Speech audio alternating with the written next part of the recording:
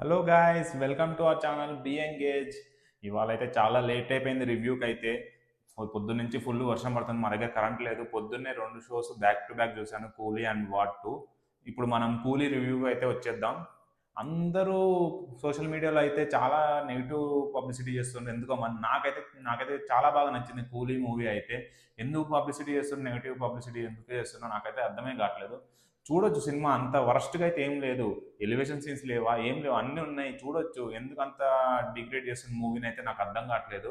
ఇక మనము స్టోరీ విషయానికి వచ్చేస్తే, ఇది ఒక ఒక కూలీ యూనియన్ ఉంటుంది. ఒక 1980s ఎప్పుడో ఉంటుంది. ఆ కూలీ యూనియన్కి ఒక హెడ్ ఉంటాడు, అది రజనీకాంత్. వాళ్ళ దగ్గర ఒక మాఫియా జరుగుతూ ఉంటుంది. వాళ్ళ హెడ్ బాసెస్ అందరూ మాఫియా జరుగుతూ ఉంటుంది. దాంట్లో కూలీ వర్కర్స్ దగ్గర జరిగే, కూలీ వర్కర్స్తో పాటు ఉండే మాఫియాకి లింక్ ఉండే దాన్నే ఈ రజనీకాంత్ ఎట్లా వాళ్ళని హెల్ప్ చేస్తాడు, ఎట్లా సాల్వ్ చేస్తాడు అనేది ఈ స్టోరీ అన్నమాట. ఇక ఇండివిజువల్ పర్ఫార్మెన్స్గా వచ్చేస్తే ఫస్ట్ ఫస్ట్ మనం చెప్పుకోవాల్సింది శోభిన్. శోభిన్ అయితే ఇరగదీసిండు అసలు. ఏమన్నా పర్ఫార్మెన్సా, ఫస్ట్ నుంచి లాస్ట్ దాకా అతనే కనపడతాడు సినిమా అంతా. రజనీకాంత్ కన్నా ఎక్కువ శోభినే కనపడతాడు. అతని యాక్టింగ్తో ఇరగదీసి థియేటర్ శోభిన్ వచ్చినప్పుడల్లా విజిల్స్, క్లాప్సే. అతనికి బ్యాక్గ్రౌండ్ మ్యూజిక్ కూడా బాగుంది, చాలా బాగా ఇచ్చిండు శోభిన్ అయితే. అండ్ శోభిన్ గర్ల్ ఫ్రెండ్ కూడా చాలా ఇంపార్టెంట్ క్యారెక్టర్. థియేటర్లో అయితే అస్సలు మిస్ అవ్వకండి, Soubin girl friend character. And next Rajinikanth అయితే బాబా బాబా, కొంచెం కొత్తగా కనిపించాడు రజనీకాంత్. కొంచెం న్యూగా, న్యూ ఏజ్, కొంచెం ఆ స్టైల్, ఆ షర్ట్, క్లోతింగ్ అంతా కొంచెం న్యూగా అనిపించిండు. అతను డ్యాన్స్ చేసేటప్పుడు కూడా ఇంతకుముందు పాత మూవీస్ వేటాయన్లలో చూస్తే నాకు ఎందుకో కొంచెం ఆక్వర్డ్గా అనిపించింది డ్యాన్స్ చేసేటప్పుడు, పెద్ద ఆయన ముసలాయన వేస్తున్నట్టు. కానీ ఈ సినిమాలో ఫస్ట్ సాంగ్కి డ్యాన్స్ చేసిండు, చాలా స్టైలిష్ చేసిండు డ్యాన్స్. ఫ్యాన్స్ అయితే ఫుల్ ఫిదా అయిపోయినారు. అండ్ నెక్స్ట్ నాగార్జున అయితే వేరే లెవెల్ భయ్య, వేరే లెవెల్. ఇచ్చి పడేసిండు అందరికీ. అసలు నేను ఎవరు ఎక్స్పెక్ట్ చేయలేదు ఆ నెగిటివ్ రోల్ అట్లా అంత బాగా చేస్తారని. కానీ కొంచెం 2 పాయింట్లు మైనస్ అయ్యడం వచ్చింది. ఏంటంటే ఒక సీన్లో అయితే భయపడతాడు. విలన్స్ వాళ్ళ వాళ్ళ జరిగే విలన్స్ కొట్టేటప్పుడే భయపడతాడు.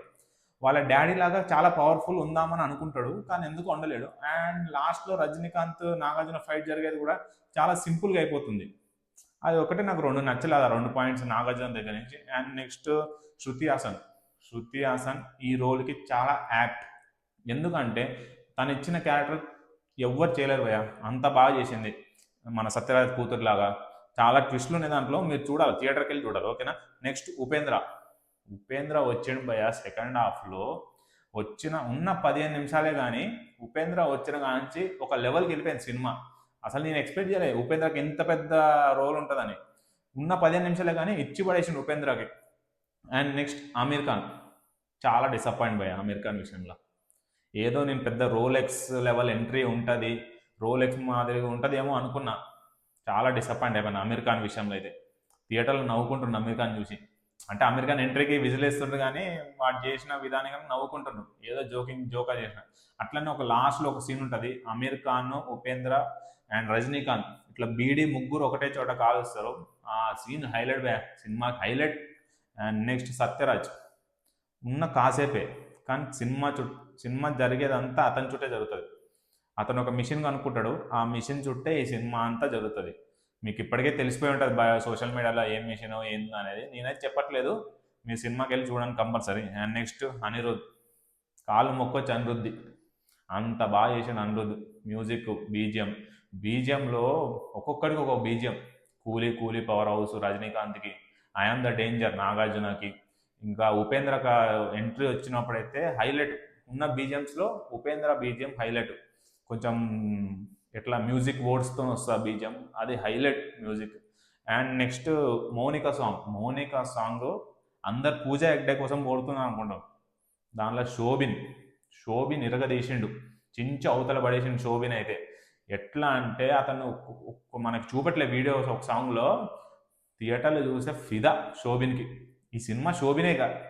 రజనీకాంత్ నాగార్జున అనుకుంటారు అందరు, నాగార్జున సూపర్ చేసి అనుకుంటారు, కానీ శోభిన్ సినిమా ఇది. అందరు అదే ఆ మాట అంటున్నారు బయటకు వచ్చిన శోభిన్ అని. Next Lokesh direction.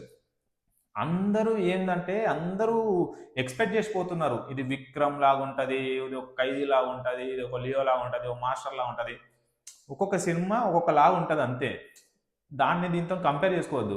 అందరూ దీన్ని ఎల్‌సీయూ కంపేర్ చేస్తారేమో అని చాలా ఎక్స్‌పెక్టేషన్‌తోని వెళ్తున్నారు.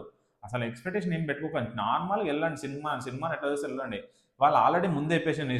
వాళ్ళు ప్రెస్ లీడ్ కూడా రిలీజ్ చేసిండ్రు. ఇది స్టాండ్ అలోన్ సినిమా అని. మీరెందుకు అంత హైప్ పెట్టుకుంటారు? ఎందుకు ఎల్‌సీయూ కనెక్ట్ ఉంటారు? ఒకవేళ ఉన్నా కూడా అదొక బెస్ట్ పాయింటే ఎల్‌సీయూలో ఉంటే. కానీ తీసినంత వరకు తీసిండు. కానీ ఏం తప్పు చేసిండంటే కొంచెం స్లోగా తీసుకెళ్ళండి సినిమాని. అంటే ఇప్పుడు మనం జైలర్‌లో చూస్తే అన్ని హై మూవ్‌మెంట్స్ ఉంటాయి కదా! దీంట్లో అట్లుండవు. ఉంటాయి మూవ్‌మెంట్స్ కానీ లిటిల్ బిట్‌గానే ఉంటాయి. ఉన్నంత వరకు బాలేదు. పర్లేదు బానే ఉంటది. కానీ స్లోగుంటది సినిమా అంతే. ఏం లేదు. స్లోగున్నా కూడా నీకు బోరేం కొట్టదు. నీకు నెక్స్ట్ ఏం జరుగుతదని తెలుసుకోవాలనే ఉంటది. సో, లోకేష్ డైరెక్షన్ అదొకటి మైనస్ అయింది అంతే. నెక్స్ట్ యాక్షన్ సీన్స్ భయ్యా! ఫైటింగ్. రజనీకాంత్ చేసే యాక్షన్ సీన్స్ ఎట్లా కొరియోగ్రాఫ్ ఎట్లా చేసిండనేదే చాలా బాగా చేపించిండు.